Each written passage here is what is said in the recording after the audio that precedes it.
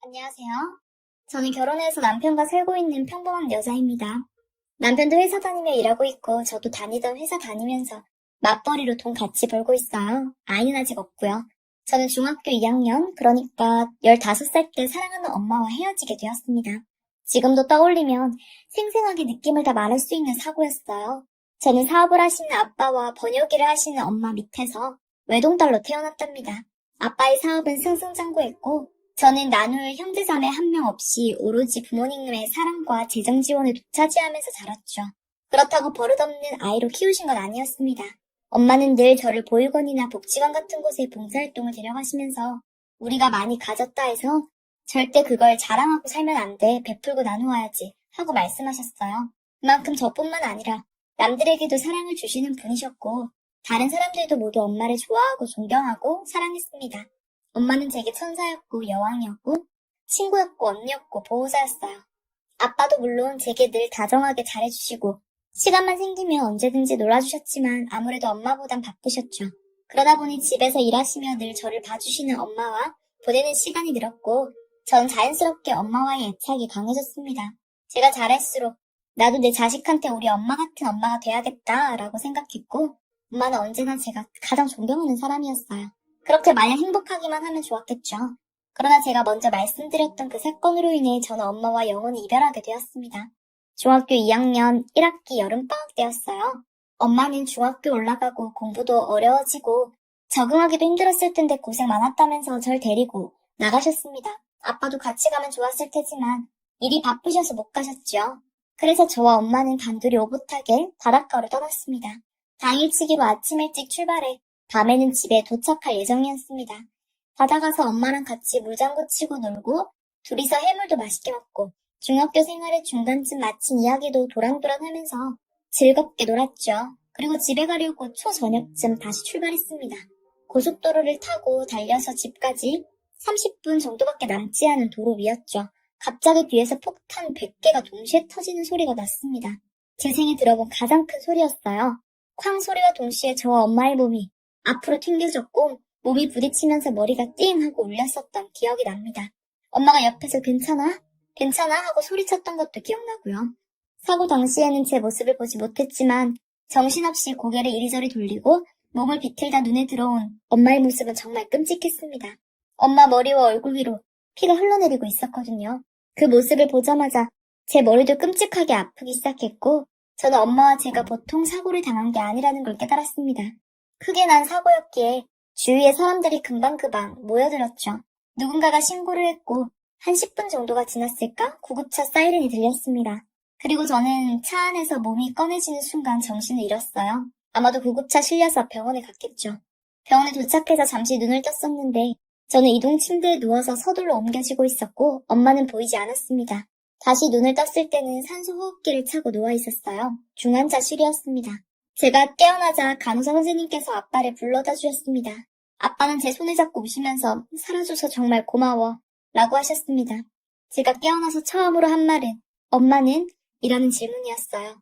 마지막으로 본 엄마의 얼굴은 피투성이었으니까요. 엄마가 너무나 걱정되었죠. 저는 그때까지만 해도 엄마가 살아있을 거라고 생각했어요. 제가 살았으니 엄마도 살아있을 거라고 생각했죠. 그러나 아빠는 계속 우시면서 미안해 엄마는 하고 말을 잇지 못하셨습니다. 저는 그게 무슨 의미인지 알았죠. 그러나 믿을 수가 없었어요. 울고 소리치면서 아빠에게 엄마를 불러달라고만 했습니다. 그런 저를 간호사 선생님들이 오셔서 진정시키셨죠. 저는 그렇게 난리치면서도 엄마는 죽었다는 걸 깨달았어요. 엄마는 병원으로 오는 길에 사망했다고 합니다. 저는 누워만 있느라 장례식장에도 가지 못했어요. 여름방학을 내내 병원에서 보냈고 퇴원해서도 학교로 돌아가기까지 시간이 걸렸죠. 퇴원하고 나서 외할머니와 함께 엄마 납골당을 찾아갔습니다. 항아리 앞에 환하게 웃고 있는 엄마의 사진을 보고 하염없이 눈물이 나더라고요. 엄마가 제 옆에 없다는 사실을 인정하고 싶지 않았습니다. 외할머니는 엄마가 너 이렇게 슬퍼하는 거 보면 얼마나 더 피눈물을 흘리겠니? 이러면 안 돼. 보란듯이 행복하게 살다가 나중에 아주 오래 지나서 엄마한테 가서 자랑해야지. 네 엄마가 바라는 게 그거야. 하고 제게 울면서 단호하게 말씀하셨습니다. 여전히 가슴이 찢어지게 아프고 슬펐지만 저는 외할머니의 말씀에 조금씩 마음을 추스르기 시작했어요. 학교도 조심조심 나가기 시작했죠. 병원에 정기적으로 검사도 받으러 가고 약도 먹고 치료도 받았지만 그 와중에도 공부도 열심히 했습니다. 엄마 사진을 늘 눈앞에 두고 엄마에게 자랑스러운 딸이 되겠다고 늘 다짐했거든요. 정말 열심히 살려고 했어요. 엄마가 슬퍼하지 않고 남아있는 아빠를 위해서라도요. 그러나 제 마음은 한 번 더 무너지고 말았습니다. 바로 아빠 때문이었어요. 엄마가 그렇게 떠난 지 1년도 되지 않은 날이었습니다. 학교 갔다가 집에 왔는데 집 거실에 아빠와 친할머니, 그리고 처음 보는 아줌마와 초등학생 정도로 보이는 여자애가 앉아있더라고요. 아빠는 절 보고는 왔어? 잠깐 여기 와서 앉아봐. 라고 말씀하셨어요. 뭔 모르고 저는 가서 앉았습니다. 아빠는 제 눈치를 잠시 보시더니 이내 말을 꺼내셨어요. 인사해 새엄마 될 뿐이셔. 그리고 여기는 동생. 저는 제가 농담을 들은 줄 알았죠. 아니 이게 지금 꿈이라 생각까지 했죠. 아빠 무슨 소리야? 새엄마라니. 제 말에 옆에 앉아 계시던 친할머니가 말을 받으셨습니다. 아빠가 재혼하시게 아줌마니까 이제 너한테 새엄마지. 그리고 새엄마 딸이니까 이제 동생 될 거고. 얼른 인사드려. 친할머니의 말씀에 저는 지금 이 상황이 모두 현실이구나 하고 깨달았습니다. 깨달으니 분노가 차오르기 시작했죠. 엄마가 떠난 지 1년도 되지 않았어요. 저는 아직도 엄마 꿈을 꾸는 날이면 하루 종일 터지는 눈물과 싸워야 하는데 아빠가 재혼이라니요. 아빠는 분명히 엄마를 사랑했다고 생각했습니다. 엄마가 아빠 인생의 유일한 사랑이라고 알고 있었죠. 아빠 옆에 다른 여자가 있다는 걸 상상할 수 없었고 더욱이 다른 여자를 엄마라고 부르는 제 모습은 더 상상할 수 없었습니다. 아빠가 재혼을 해? 여태까지 나한테 말 한마디 없다가 엄마 죽은 지 1년도 안 됐어. 그런데 지금 아빠는 애 딸린 아줌마랑 재혼하겠다고? 이게 말이 돼? 저는 악쓰듯 소리를 질렀습니다. 그러나 아빠는 이런 제 반응을 예상하셨다는 듯이 한숨만 푹 내쉬셨어요. 일단 진정하고 앉아. 아빠가 설명 다 해줄 수 있어. 아빠는 나름 대화를 하려고 하신 거겠지만 저한테 그런 소리가 들릴 리가 없었죠. 저는 그냥 막무가내로 소리만 질렀습니다. 설명은 무슨 설명이야? 아빠가 어떻게 그럴 수 있어? 아빠는 엄마를 사랑하긴 한 거야? 엄마는 아빠 아내야. 아빠랑 평생 동안 사랑하고 아끼며 살겠다고 맹세한 아내라고. 어떻게 아빠가 그럴 수 있어?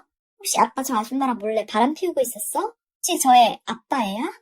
이성을 읽고 소리를 지르는 제 모습에 아빠도 심각한 얼굴로 목소리를 낮추셨습니다. 진정하고 앉아. 말 함부로 하지 마. 아줌마께 어서 사과드려. 그런 말 함부로 하는 거 아니야. 아빠의 말은 점점 더 제 화를 돋구었어요. 저는 그 아줌마한테 사과할 생각이 전혀 없었거든요. 그 아줌마는 말없이 고개만 살짝 숙이고 앉았고 그 아줌마 딸이란 여자애는 자기 엄마 팔만 꼭 붙잡고 눈알만 도르륵도르륵 굴리더군요. 두 사람 그리고 아빠와 친할머니까지 전부 다 보기 싫었습니다. 아빠는 엄마 사랑했어. 그건 여기서도 세상에도 다 말할 수 있는 사실이야. 그렇지만 아빠가 엄마 따라서 죽을 순 없잖아. 아빠도 살아야지. 그리고 살면서 새로운 사람 만나고 새 인연을 맺을 수도 있는 거야. 아빠가 죽은 엄마를 평생 그리워하고 슬퍼하는 걸 엄마가 바랄 것 같아?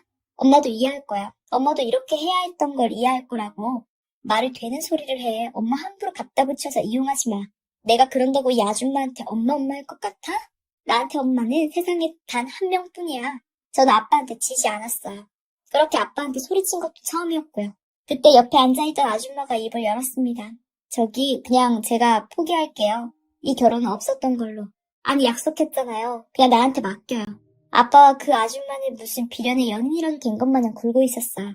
그 모습이 저는 그저 꼴도 보기 싫었습니다. 그래 좋아. 아빠 하고 싶은 대로 해.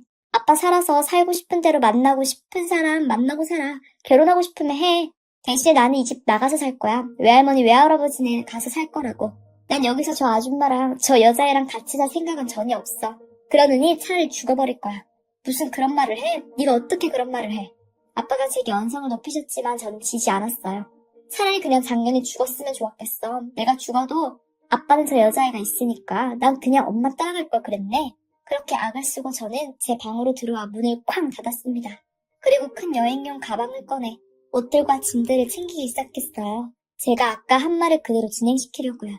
외할머니 외할아버지 댁은 제가 살던 집에서 30분 정도 거리에 있었습니다. 멀지 않으니 학교 전학 갈 걱정도 없었죠. 저는 그냥 거기 가서 살려고 했어요. 그날 저녁 외가댁으로 가서 외할머니와 외할아버지께 이야기를 하고 엉엉 울었습니다. 두 분은 저를 한참 동안 달래주셨죠. 그런데 제가 울음을 그치자 외할아버지는 아가 집으로 돌아가라. 너희 아빠가 미운 마음은 잘 알겠다만 그래도 부모가 한 명이라도 멀쩡히 살아있는데 다른 집에서 살 수는 없어. 전 안 가겠다고 울면서 이곳에서 살게 해달라고 빌었지만 외할아버지도 완강한 입장을 고수하셨습니다. 저는 결국 일주일을 버티다가 집으로 돌아와야 했어요. 집으로 돌아오니 그 아줌마와 여자애는 이미 집에 자리를 잡고 적응하고 있더군요. 아줌마는 저를 보고 왔니? 배는 안 고파? 하고 웃으면서 물었어요. 남의 속은 다 찢어지고 무슨 배짱으로 웃는 건지 몰랐습니다. 저는 나한테 말 걸지 마세요. 아줌마도 험한 말 듣기는 싫을 거 아니에요. 하고 방으로 들어가 버렸어요. 방으로 들어가는데 언니 안녕? 하고 그 여자애 인사하더군요. 나니 언니 아니야. 넌 아무한테나 언니라고 부르니? 그 버릇 고쳐. 하고 쏘아주고 방에 들어갔습니다. 방 밖에서는 그 여자애가 자기 엄마한테 가서 우는 소리가 들리고 아줌마는 애를 조용조용히 달래더군요. 그냥 모든 게 싫고 짜증났습니다. 그날부터 저는 집에서 이방인 같은 존재가 되고 말았어요. 정확히는 제가 자초한 거죠. 아빠는 최대한 피해 다녔습니다. 그런데 그 아줌마는 아침 먹었니? 학교가? 오늘 잘 지냈니? 하면서 끝없이 말을 걸더라고요. 그럴 때마다 아줌마가 뭔 상관이에요? 하고 쏘아주고 방으로 들어왔습니다. 초등학생인 그 여자애는 제가 무섭긴 했는지 눈치를 보는 것 같긴 했어요. 그래도 때때로 언니 하며 제게 말을 걸었는데 그것도 무시해버렸죠. 제 머릿속에는 빨리 성인이 돼서 대학을 가든지 취업을 하든지 해서 이 집에서 나가겠다는 생각뿐이었습니다. 저는 집안에 있으면서 엄마의 물건만 놓아놓은 작은 방에서 시간을 자주 보냈는데 그 방에 있을 때마다 더 슬프고 화가 났어요. 엄마의 흔적들은 다 이 안으로 치우고 기억하는 사람은 오직 저밖에는 없는 것 같았거든요. 외할머니와 외할아버지와 시간을 많이 보냈고 명절에는 친가도 가지 않았어요. 친가에서도 우리 엄마를 배신했다고 생각해서요. 친할아버지는 돌아가셨지만 기일이나 제사 때에는 가지 않았고 친할머니가 간간히 연락을 하셔서 저를 보고 싶다고 하셨지만 저는 친할머니도 미웠어요. 싫다고 하고 끊었죠. 그렇게 저는 왜 조부모님과 친구들에게만 평범한 사람이 되어갔습니다. 다른 모습은 얼음처럼 차가워져 갔어요. 그리고 저는 마침내 고3이 되었고 수능을 보게 되었답니다. 수능날 아침 일어나니 아빠가 일찍 일어나 계시더군요. 도시락 가져가야지 하셨죠. 저는 그런 아빠를 무시하고 문을 나섰습니다. 아빠는 제가 결코 도시락을 가져가지 않을 거라는 걸 아셨던 것 같아요. 제 뒤에 대고 아빠가 기도할게 하고 소리치셨죠. 저는 그냥 무시하고 나와버렸고 수능을 쳤습니다. 그리고 대학에 합격했어요. 전 너무 기뻤죠. 곧바로 집을 나갈 길을 찾아보기 시작했는데 기숙사는 쓸 수 없었어요. 학교와 집 거리가 그렇게 멀지 않았습니다. 어떡하나 하는데 같은 학교에 가게 된 친구가 자기와 같이 자취를 하자고 제안하더라고요. 저는 이미 고등학생 때부터 아르바이트를 구해서 하고 있었어요. 아빠가 통장으로 매달 용돈을 입금하기는 했지만 제 돈은 제가 벌어서 쓰고 싶었거든요. 제가 용돈 필요 없다고 보내지 말라고 해도 아빠는 계속 보내셨습니다. 아르바이트 월급으로 친구와 나눠내면 괜찮을 것 같았어요. 장학금도 받아서 학비 걱정도 안 해도 됐고요. 저는 바로 동의했고 2월이 되는 즉시 이사를 했습니다. 아빠는 제 마음이 변하지 않을 걸 아셨는지 잡지 않으셨어요. 그냥 건강해야 한다, 밥 잘 먹고 학교 생활도 잘하고 건강해야 해 라고만 하셨습니다. 저는 그런 아빠의 말도 새겨듣지 않았어요. 친구와 함께 살면서 저는 학교 생활에 열중했고 집에는 정말 한 번도 가지 않았습니다. 애초에 집을 나오고 싶었던 게 아빠랑 그 아줌마, 그 여자의 얼굴 보기 싫어서였으니까요. 엄마 자리를 차지한 그 아줌마와 아빠, 딸이 돼서 행복하게 사는 그 여자의 꼴을 보기 싫었습니다. 저는 학교 생활과 공부에 열중했고 성적도 아주 좋게 유지했어요. 졸업도 우수한 성적으로 졸업해서 꽤 좋은 기업에 취직도 했답니다. 그리고 돈을 모아서 혼자 살 집을 얻어서 살기 시작했고 당시 만나고 있던 남자친구와 결혼 계획을 세우기 시작했어요. 그런데 어느 날 전화가 한 통 걸려오더라고요. 바로 외할머니였어요. 무슨 일이 있으시냐고 여쭈어보니 지금 네 아빠가 많이 아파. 뇌출혈이 와가지고 쓰러졌는데 너를 많이 찾는단다. 얼른 가봐라. 뜻밖의 소식에 심장이 뛰긴 했지만 애써 나 안 가요. 아빠는 내 아빠 아니에요. 하고 냉정하게 대답했어요. 외할머니는 제 말에 언성 높이시면서 그러면 안 돼. 얼른 가봐. 할미가 병원 어딘지 알려줄게. 하시는데 저는 전화를 확 끊어버렸습니다. 할머니는 문자를 못 하셔서 문자론 병원을 못 알려주시니까 전화만 피하면 된다 싶었거든요. 그런데 그날 퇴근하고 집에 왔는데 집 문 앞에 그 아줌마가 서 있었습니다. 흠칫 놀라서 지금 여기서 뭐 하시는 거예요? 하고 날카롭게 물었어요. 마지막으로 본 게 몇 년 전이었는데 기억하던 얼굴 그대로더군요. 아줌마는 제 팔을 붙잡고 애원하듯 말했습니다. 아빠가 많이 아프신데 널 계속 찾고 계셔. 제발 아빠한테 가자. 아빠 이러다가 돌아가시면 후회해. 이러지 마. 요즘 세상이 어떤 세상인데 뇌출혈로 바로 돌아가셔요? 이거 나요. 어떻게 될지 아무도 모르는 거야. 제발 아빠한테 가자. 들어가려는 저와 끌고 가려는 아줌마 사이에 실랑이는 한참 이어졌습니다. 안 놓으면 경찰에 신고할 거예요? 하고 언성을 높였죠. 신고해. 경찰에 신고해도 좋아. 대신에 내 말 좀 들어줘, 제발. 내 말 좀 듣고 신고하던가 나를 때리던가 하고 싶은 대로 해. 아줌마는 그 말을 마치더니 갑자기 눈물을 흘리기 시작하셨습니다. 사실은 나는 네 아빠랑 결혼한 거 아니야. 우린 혼인신고도 안 했고 사랑하는 사이도 아니야. 아줌마는 울면서 말했어요. 저는 이게 대체 무슨 헛소리인가 싶어서 지금 무슨 말씀을 하시는 거예요? 하고 물었죠. 너희 아빠가 나랑 우리 애를 거둬준 거야. 결혼한 게 아니야. 그 말을 시작으로 아줌마는 제게 놀라운 이야기를 해주었습니다. 네가 사고 당하던 날 한쪽 눈을 크게 다쳤다고 했어. 이대로 가다간 한쪽 눈이 실명할 수도 있다고 말이야. 그때 당시 내 남편이 막 임종한 상태였어. 암이었지. 남편 눈 감는 거 막 보고 울고 있는데 의사랑 너희 아빠가 얘기하는 소리를 들었거든. 그래서 갑자기 그런 생각이 들었어. 젊은 나이에 간 내 남편 마지막으로 가치 있는 일 하게 해주고 싶다고. 거기다가 똑같이 딸 키우는 입장에서 눈이 안 떼어지더라. 그래서 내가 네 아빠한테 제안했어. 너한테 내 남편 눈을 주겠다고 말이야. 그래서 그런 거야. 네 아빠가 너무 고마워서. 평생 나랑 내 딸을 책임져 주겠다고. 사실 결혼했다고 거짓말할 필요는 없었어. 그런데 우리 딸이 자기 아빠 죽은 거에 너무 슬퍼해서 우리 딸한테 아빠가 필요했어. 그래서 내가 우리 딸 생각하는 마음에 그렇게 거짓말하고 그 집 들어가서 뻔뻔하게 살기로 결심한 거야. 너한테는 너무 미안했어. 내가 엄마 자리를 뺏은 거니까.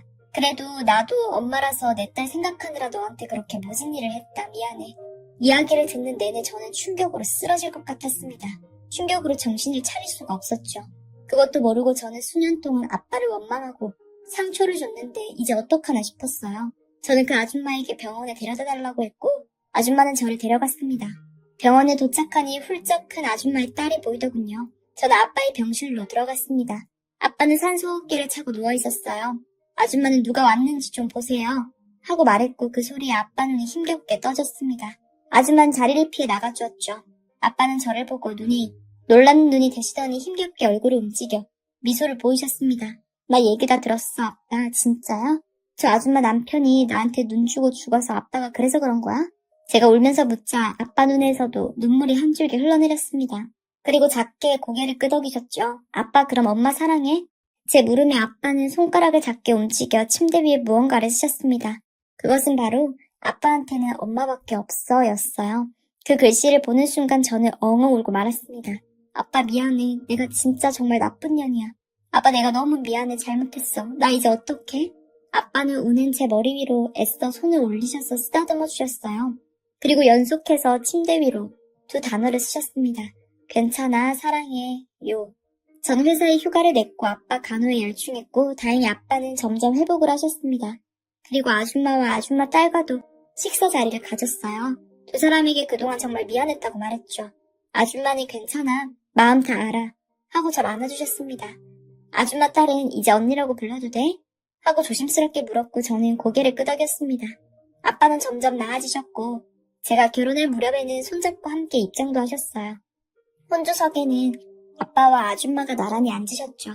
저는 아직도 엄마가 그립습니다. 그러나 저는 제게 눈을 주신 그 아저씨도 아저씨의 아내인 아줌마와 그리고 그 딸까지 엄마가 보내셨다고 생각해요. 제가 행복하게 살기를 바라시면서요. 그래서 더욱더 열심히 살려고 합니다. 지금 옆에 있는 제 남편과 아빠, 그리고 제가 두 번째 엄마로 여길 아줌마와 동생을 사랑하면서요. 제 사연은 여기까지입니다. 들어주셔서 감사해요. 오늘의 사연 시작하겠습니다. 안녕하세요. 50대 초반의 기러기 아빠입니다. 기러기 생활한 지도 벌써 6년이 넘어가네요. 아들 자식 조기 교육 못해준 게 한이 되어서 덜컥 아내의 제안을 수락했는데 횟수가 가면 갈수록 외로움이 견디기 힘듭니다. 특히 그 외로움이 제일 심할 때는 어디 아프기라도 할 때죠. 제가 혼자 지내며 가장 아프고 힘들 때 제 곁에 있어준 다른 여자의 이야기를 한번 해보려고 합니다. 아내랑 첫째, 둘째 전부 다 미국에 있습니다. 아내의 친척이 미국에서 살고 있는데 6년 전에 오랜만에 귀국을 한번 했습니다. 온 가족이 모여서 회포를 풀고 있는데 그때 자식 교육 어쩌고 하다가 자식들하고 생이별을 하고 말았네요. 처음에는 한 2년 정도만 잡고 다녀오기로 했는데 그게 벌써 6년째입니다. 그래도 초반 몇 해는 아내가 애들 데리고 귀국을 하기도 했는데 3년 차부터는 비행기 타는 것도 피곤하고 방학 때도 애들이 공부할 게 많다며 한국 땅에 덩그러니 혼자 남은 지도 꽤 오랜 시점이 된 어느 날입니다. 운 좋게 제가 자가로 가지고 있던 아파트가 많이 올라서 전세로 돌리고 저도 회사 출퇴근하기 편한 동네에 자그마한 방 하나를 전세로 들어갔습니다. 대출이자 갚는 것도 빠듯한데 애들 생활비며 학비며 보내기가 너무 힘에 부쳐서 내린 결정이었는데 지금은 그때보다 집값은 더 올랐고 덕분에 그녀와도 만나게 되었으니 지금 생각해보면 일석삼조였네요. 잘한 결정이었습니다. 아무튼 저는 회사 근처 시장 골목에 있는 원룸촌으로 이사를 가서 혼자 살기를 시작했습니다. 어차피 아내도 귀국을 안 하고 저도 큰 집에 혼자 있으면 퇴근하고 들어왔을 때의 냉기 때문인지 외로움을 이겨내기가 참 힘들더라고요. 요즘 시국 때문에 다들 힘드실 텐데 저는 한편으로는 편했던 점도 있습니다. 회사가 재택근무로 대체되었었거든요. 아침에 화상회의만 대충 참석하고 나면 설렁설렁 일해도 평소 퇴근 시간보다 훨씬 일찍 일이 끝났습니다. 그동안 왜 야근을 한 건지 모를 정도로 집에서 일이 오히려 잘 되었습니다. 처음에는 재택근무가 적응이 안 되니 집에서 꼬박 평소 야근하던 시간까지 일을 했는데 지켜보는 사람도 없고 저도 할 일이 더 없으니 전화만 잘 받으면 되겠다 싶어서 여유가 생겼습니다. 그때쯤 나이가 들어서 그런가 다리가 예전보다 가늘어졌다는 생각이 들어서 매일 하루 3번씩 아침, 점심, 저녁으로 집 주변을 산책하기로 했습니다. 혼자 있는 것도 서러운데 건강이라도 챙겨야겠다는 생각이었습니다. 혼자 아프면 엄청 서럽거든요. 시장 근처에 있는 원룸촌이었지만 시장하고는 조금 애매한 거리에 있었습니다. 그래도 반찬 같은 거 사러 매주 한 번씩은 들르는데 원룸촌으로 들어서는 골목에 웬 과일 파는 트럭이 있더라고요. 원래 나서기 좋아하는 성격은 아닌데 젊은 여자 혼자 과일 트럭을 끌고 다니는 건 좀처럼 본 적이 없어서 괜히 참견하러 가봤습니다. 멀리서 봤을 때 그냥 호리호리한 아줌마인 줄 알았는데 가까이 가서 보니 웬 젊은 아가씨가 과일을 팔고 있더군요. 눈썹도 짙고 눈매가 부리부리한 게 아주 미인형 얼굴이었습니다.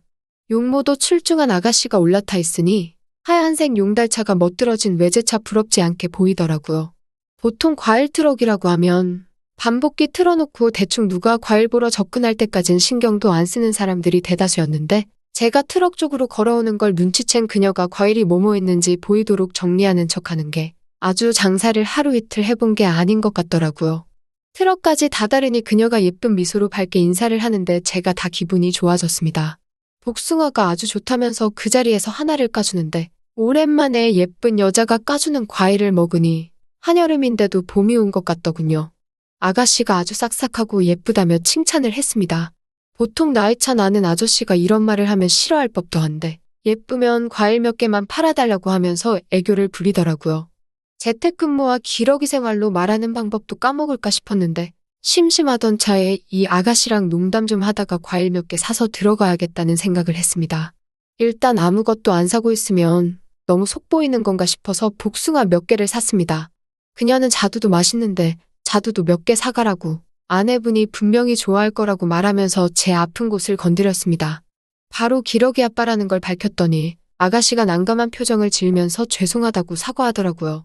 사과할 것까진 없다고 저도 대충 넘기고 아가씨 혼자 과일 장사하면 힘들지 않냐고 물어봤습니다. 그녀는 제 질문에는 대답도 하지 않고 씩 웃으면서 아저씨도 혼자 계시면 외롭지 않나요? 하고 물어보더군요. 그녀는 수완도 좋았지만 저 같은 아저씨랑도 대화가 아주 잘 통하는 멋진 여성이었습니다. 얼굴만 예쁜 게 아니라 서글서글한 게 조금만 더 하면 동네 아저씨들 매일마다 과일 싸러 나가게 만들겠다는 생각이 들 정도였습니다.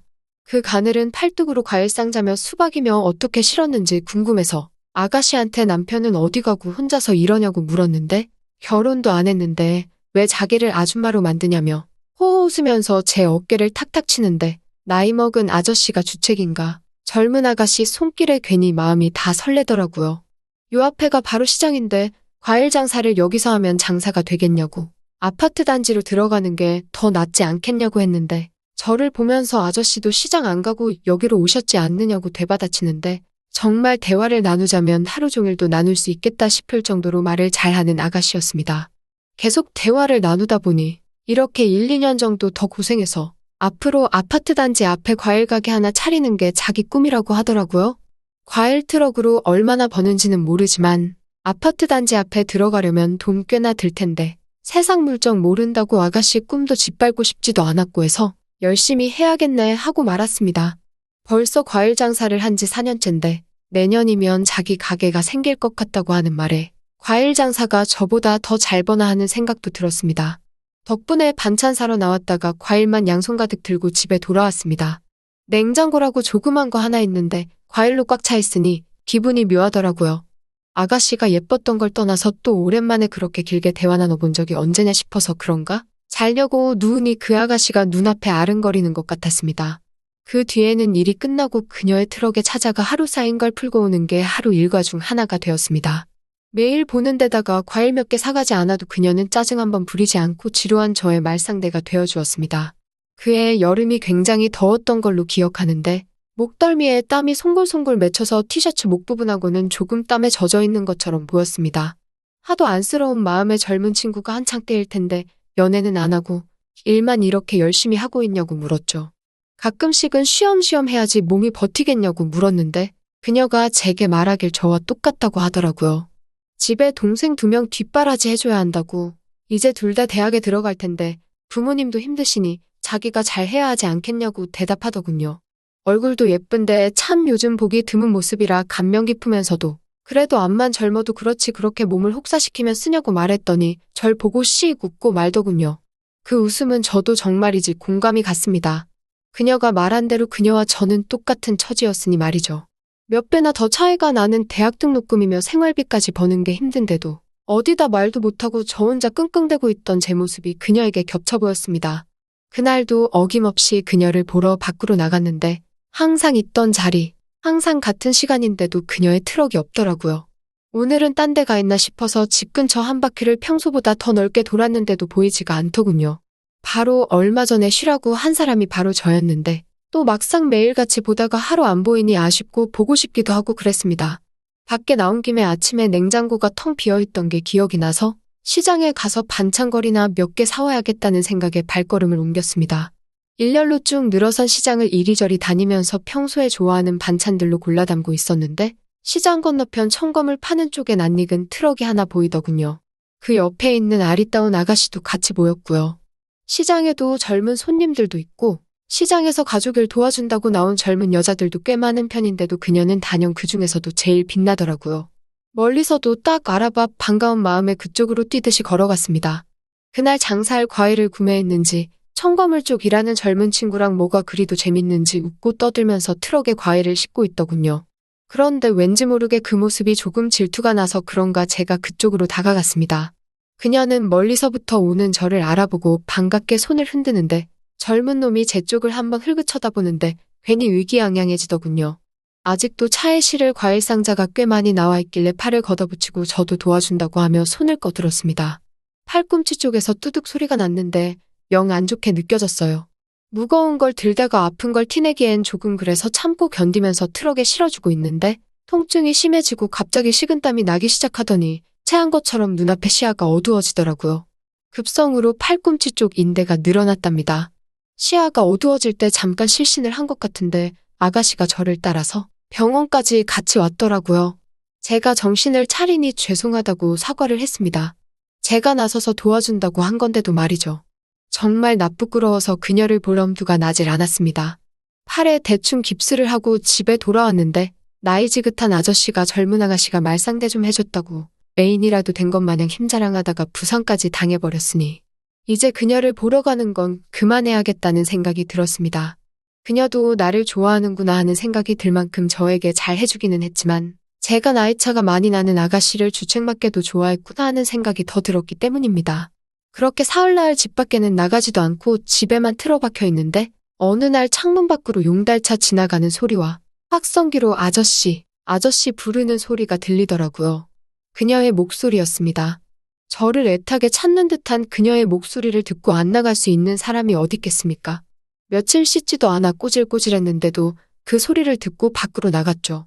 염치가 없어서 그녀를 제대로 쳐다보지도 못하고 있는데 팔이 많이 아프시냐고 요 근래 못 봐서 걱정이 돼서 찾으러 다녀보겠다고 그러고 돌아다녔던 거죠. 맘씨도 참 고운 아가씨였습니다. 수박이 참 좋다고 아저씨도 꼭 맛보여주고 싶어서 가지고 왔다고 하더라고요. 천막을 대충 닫아놓고 수박을 들고 차에서 내리는데 그녀가 앞장서라는 듯한 표정을 하더니 어느 순간 그녀는 제가 혼자 사는 집안에 저와 함께 있었습니다. 집에 누가 찾아온 것도 오랜만인데 그 상대가 젊은 아가씨라는 게 어색해서 어디 앉아있지도 못하고 가만 서서 이게 무슨 상황인가 생각하고 있었습니다. 그녀가 잠시만 기다려달라면서 수박을 반으로 쪼갰는데 과즙이 넘칠 정도로 흐르고 새빨간 게 그녀 말대로 정말 잘 익은 꿀수박이라는 생각이 들었습니다. 제가 먹기 편하게 네모지게 썰어서 그릇에 담아왔는데 저는 그때도 이게 꿈인지 생시인지 상황이 파악이 안 되고 있었습니다. 그녀는 평소 쓰지도 않는 왼손으로 어설프게 포크질을 하며 수박을 먹고 있는 저를 빤히 쳐다보고 있더라고요. 아가씨한테 줄 만한 것도 없고 냉수밖에 없는데 물이라도 한 잔 마시겠냐고 농담처럼 물어봤는데 그녀가 웃으면서 괜찮다고 하더군요. 그러고선 하는 말이 가끔 이렇게 우리 집에 와도 되겠냐고 물어보더군요. 같이 외로운 사람끼리 힘내보자고요. 그 뒤로 매일은 아니지만 이따금씩 그녀는 장사를 마치고 우리 집에 와서 저와 하루를 보내고 가곤 했습니다. 그녀가 원하던 좋은 동네 아파트의 상가는 아니지만 이제 자기 과일 가게를 갖게 되었다고 저에게 꼭 놀러오라고 하고 그녀의 트럭은 더 이상 우리 동네에 멈추는 일이 없었습니다. 그녀가 어디에 있는지도 알고 있지만 좀처럼 발걸음이 떨어지질 않네요. 요즘도 동네를 산책하다가 과일 트럭만 보이면 그쪽을 한 번씩 쳐다보고는 합니다. 그녀도 그녀의 인생이 있을 테니 저보다는 더 좋은 사람을 만나겠지 하는 생각을 하면서 이만 사연 줄이도록 하겠습니다. 또 찾아주셔서 감사합니다. 매일 새롭고 흥미로운 사연으로 찾아뵙겠습니다. 구독과 좋아요 잊지 마시고 다음 사연으로 다시 찾아뵙겠습니다. 감사합니다. 오늘의 사연을 시작합니다. 안녕하세요. 이혼 2년차 돌싱남입니다. 요즘 대부분의 사람들이 힘든 시기를 보내실 거라고 생각합니다. 대내외적인 문제로 경제가 많이 얼어붙였으니까요. 그래서 제가 다니고 있는 회사도 올해 초부터 희망퇴직 및 무급휴직을 받았습니다. 그렇게 인원 감축을 하였지만 경제는 더 힘들어졌고 결국 회사는 잠정적으로 문을 닫기로 하였습니다. 대표님께서 꼭 다시 열 거니까 걱정 말고 기다리라고 하셨지만 아직까지 연락이 없습니다. 막연히 집에 있을 수만은 없어서 길거리를 돌아다녀 보지만 1층에 임대문에 현수막이 붙여 있는 것을 볼 때마다 자영업도 많이 힘들다는 것을 예상할 수 있었습니다. 게다가 동종업계들은 다들 힘들어서 구직활동도 쉽지 않았습니다. 수많은 회사들의 이력서를 제출하였지만 연락 온 곳이 없었습니다. 그렇게 막막해하고 있었던 중에 어느 날 아내가 이야기를 하자고 하였습니다. 처한 상황과 현실을 다 알고 있으면서도 자기는 노는 남편을 먹어 살릴 생각은 없다면서 한 달 이내에 직장을 구하지 못하면 이혼하자고 하였습니다. 게다가 우리 아직 신혼신고도 안 했기에 그냥 바로 갈라서면 된다면서 빨리 일을 구하라고 압박을 하는 것이었습니다. 위로와 용기 등으로 이 위기를 같이 이겨내보자고 할 줄 알았더니 백수된 저를 부양하기 싫으니 직업을 구하거나 이혼하자고 할 줄은 정말 몰랐습니다. 백수가 된 지 몇 년이 된 것도 아니고 3개월 되었을 때 저런 이야기를 들으니 정말 섭섭하였습니다. 결혼을 하면서 저는 서로가 서로에게 정신적으로도 의지하면서 지낸다고 생각했는데 혼자만의 착각이었던 것 같습니다. 자기는 아직 젊다며 제가 비전이 없으면 다른 남자를 생각해 볼 수 있다고 하였습니다.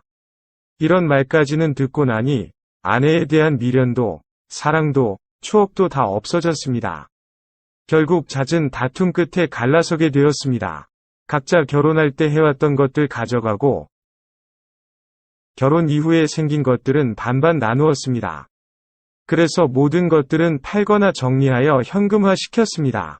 그리고 결심을 했습니다. 이 돈을 다 잃으면 다시 어디든 가서 일을 시작해서 직장 생활을 하겠다고. 그리고 평소에 꼭 도전해보고 싶었던 주식 투자를 시작하기 시작했습니다. 회사 다니면서 소액으로 조금씩 해보았지만 전 재산을 가지고 하려니 너무 부담스러웠습니다. 그래서 10번의 기회를 가져보자는 생각으로 10등분을 나누어서 투자를 시작했습니다. 네 번째까지는 절반 이상 손실 나는데 일주일도 안 걸렸습니다. 공부 없이 무작정 투자는 위험하다고 생각하고 공부를 하기 시작했습니다. 그리고 나름의 전략을 세워서 소액으로 조금씩 주식 매매를 시작하였습니다. 많지는 않았지만 수익을 내기 시작했습니다. 몇 주간 수익이 꾸준히 나자 조금 더 투자금을 늘렸습니다. 그렇게 몇 달이 지나고 나니 처음에 손실난 부분들은 모두 복구가 되었고 총 자산도 늘어나기 시작했습니다. 현재는 회사 생활할 때보다 수익도 좋고 작은 사무실도 얻어서 매매를 하고 있습니다. 월세이지만 제 집도 마련하였습니다. 그러던 어느 날 퇴근하고 집에 가는데 길거리에서 전 아내를 만나게 되었습니다. 한심하다는 듯이 쳐다보며 아직도 직장을 못 구하고 낮에 걸어 다니냐고 하였습니다. 퇴근하고 집에 가는 길이라고 하니 오후 3시에 퇴근하는 사람이 어디 있냐며 거짓말하지 말라며 비웃었습니다. 마음대로 생각하라고 하고 무시하고 집에 들어가려는데 여기 사냐며 묻는 것이었습니다. 그렇다고 하니 여기 아파트 비싼데 어떻게 들어왔냐고 묻는 것이었습니다. 관심 갖지 말라고 하고 그냥 들어왔습니다. 며칠 뒤 사무실에서 일하고 있는데 인터폰이 울렸습니다. 외근 땡땡이 치는 친구들인가 하고 반갑게 문을 열었더니 전 아내였던 것이었습니다. 소식 다 들었다면서 언제 이렇게 부자가 되었냐고 하면서 들어오는 것이었습니다. 나가라고 몇 번을 얘기하였으나 막무가내였습니다. 성공을 하였는데 왜 연락을 안 했냐면서 물었습니다. 왜 연락을 해야 하냐고 물었더니 제가 죽도록 사랑하던 자기라면서 당연히 연락해야지 그러더군요. 그러면서 다시 합치면 되겠다고 그러길래 가볍게 꺼지라고 하였습니다. 이렇게 성공한 것도 자기 덕분 아니냐고 하면서 말도 안 되는 헛소리를 하길래 경찰 부른다고 하면서 내쫓았습니다. 그날 이후 수시로 전화 및 찾아왔습니다. 나중에는 자기 덕분에 성공한 거니 돈을 달라고 하였습니다. 그 후로는 장모님도 찾아오셔서 다시 합칠 수는 없냐고, 자기 딸이 철이 없어서 그런 거라고 용서해 줄 수는 없냐고 하시더군요. 제가 그렇게 말도 안 되는 이유로 이혼할 때는 전화 한 번 안 주시더니 전 아내와 장모님이 수시로 연락이 와서 만나는 사람이 있다고 거짓말을 하였습니다. 더 이상 연락이 안 올까 해서 거짓말을 하였더니 결혼 생활 중에 바람 피운 거 아니냐며 위자료를 요구하였습니다. 이혼한 지가 2년이 다 되어가는데 말도 안 되는 소리 하지 말라고 하였더니 결혼 생활 할 때도 심증은 있었지만 물증이 없어서 말을 못한 거였고 그것 때문에 마음고생이 심해서 이혼한 거라며 소송을 건다고 하였습니다. 이 정신 나간 모녀들 때문에 너무 힘듭니다. 사랑해서 결혼한 인연인 줄 알았더니 그냥 돈에 얽힌 악연이었습니다. 답답한 마음에 사연 보냈습니다. 오늘의 사연은 여기까지입니다. 구독과 좋아요, 알림 설정 부탁드립니다. 긴 글을 읽어주셔서 감사합니다. 구독과 좋아요 꾹꾹 눌러주세요. 꾹꾹. 알림 설정도 꾹꾹 눌러주세요.